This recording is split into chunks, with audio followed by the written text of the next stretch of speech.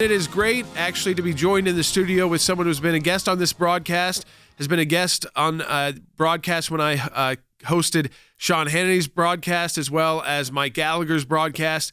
A fellow Tennessean is in the studio with us today, and that is former ambassador to Japan, current U.S. Senate candidate, a Republican U.S. Senate candidate in Tennessee, Bill Hagerty. Ambassador Hagerty, it's great to have you here with us. Jordan, please call me Bill, and it's great to be back with you again. Well, Bill, let me just say this, too. You know, we attend even the same church here in Tennessee, but interesting enough, just for our audience to know that while we had recently moved here where our production studio is and joined the church, you were already the ambassador in Japan, and you were nominated by President Trump, and you were the lead of the Trump campaign in Tennessee back in 2016. But, every day, every Sunday during the liturgy at church, we pray for our leaders, and we always prayed for Ambassador Hagerty and his family. And so we didn't get a chance actually to meet in person. We talked a lot through radio and things because of COVID, but we do attend a lot of the same places. And now here we are finally back in the studio together, and it's great to have you. Well, it's great to be with you, and thank you for your prayers for me and my family. It was the greatest privilege to serve in the Trump administration and to represent our nation in the third largest economy in the world. And frankly, Jordan, it's the point where we deal with all of the threats in the Asia-Pacific region. So every day, as the senior American there, I was dealing with issues related to North Korea and, most importantly, China. You know, you were just endorsed, I know, by someone that a lot of folks who listen to this broadcast around the country really like, Senator Marsha Blackburn, also Senator Tom Cotton. But I want people to know a little bit about your background as well. So they know now that you've been the ambassador. We've talked about that before, and we know the issues facing with China and COVID. I will talk about that in a second. But your background as well. I'm a fourth-generation Tennessean. I was born here in Tennessee. I'm from Gallatin, Tennessee, a small town, Sumner County. We had a small farm there. My parents were both products of the Depression. My mother started teaching high school at age 19. My dad got a work permit back when he was 14 years old to begin working the farms there in Sumner County and made his career in road construction. Dad never had a college degree, but he worked hard, so did my mom. And they taught us strong, conservative Tennessee values. They taught us to love our Christ. They taught us to love our country. They taught us to love one another. And they certainly taught us the value of hard work.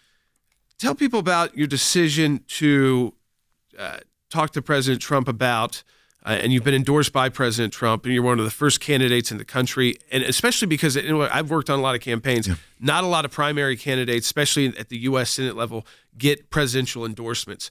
But this President Trump, endorsed you. But you talked to him as you were making that decision with your family to leave the role as ambassador to Japan during you were there during a time with.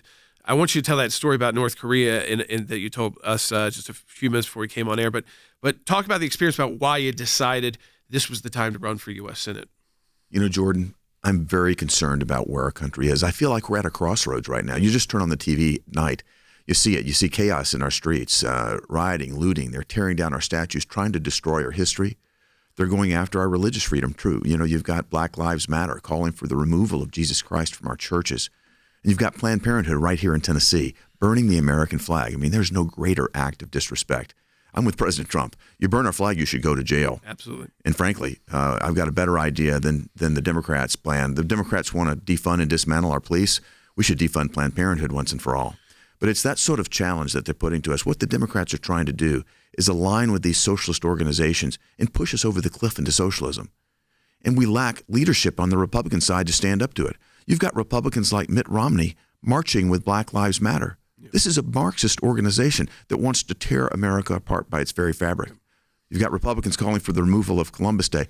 We need senators with guts, with leadership and the backbone to stand up and say enough's enough and to stand for what makes America strong. That's what I want to be, that type of senator for Tennessee. Let me tell you, folks, we like to bring you interesting guests on this broadcast, people that are going to provide you, information that you wouldn't hear elsewhere. I mean, so, a former ambassador during the situation, former ambassador to Japan with the largest U.S. military base in the world, during what was happening with North Korea at a time when there was no ambassador to South Korea. So we try to bring you these guests on this broadcast, not to tell you, we can't tell you who to vote for, but what I can tell you is that if you want to learn more and you're a Tennessee voter or are interested in supporting Bill Hagerty, you go to Team Hagerty. It's Hagerty teamhaggerty.com. And again, it's Bill Hagerty. But talk to people too, before we get to the COVID situation and schools, because I think that's, and the economics, I think that is what's on the top of people's minds.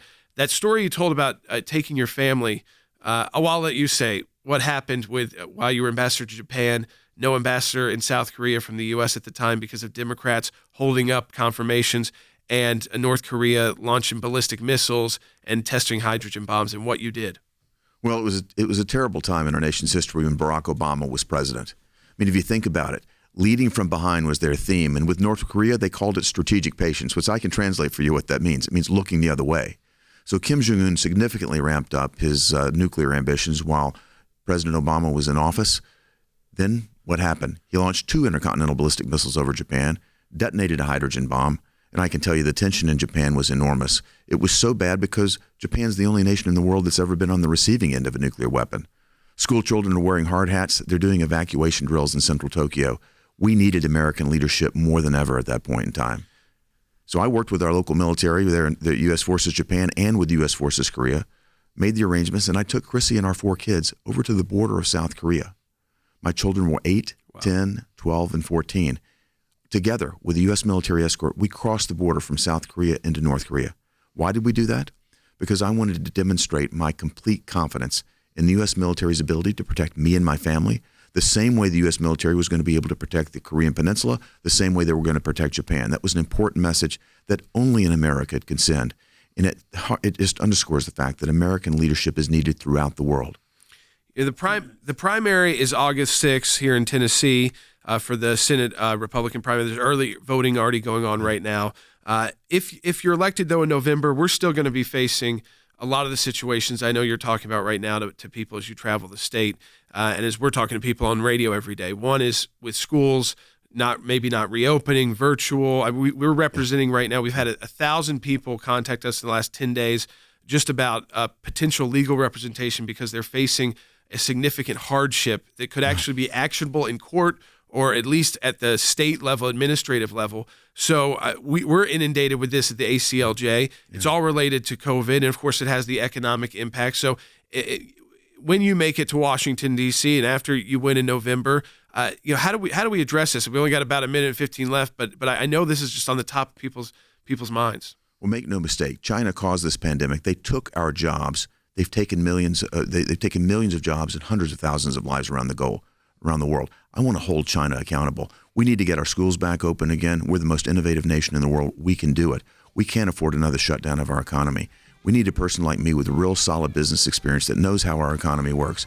I want to be that representative for Tennessee, the true conservative that has President Trump's full endorsement. There are other choices in this race, but I'm the only true conservative, the only one endorsed by President Trump and endorsed by Senator Marsha Blackburn. Bill Hagerty, it was great to have you finally in the studio with us on Jay Sekulow Live. Thank you for being with us. Great to be with you, George.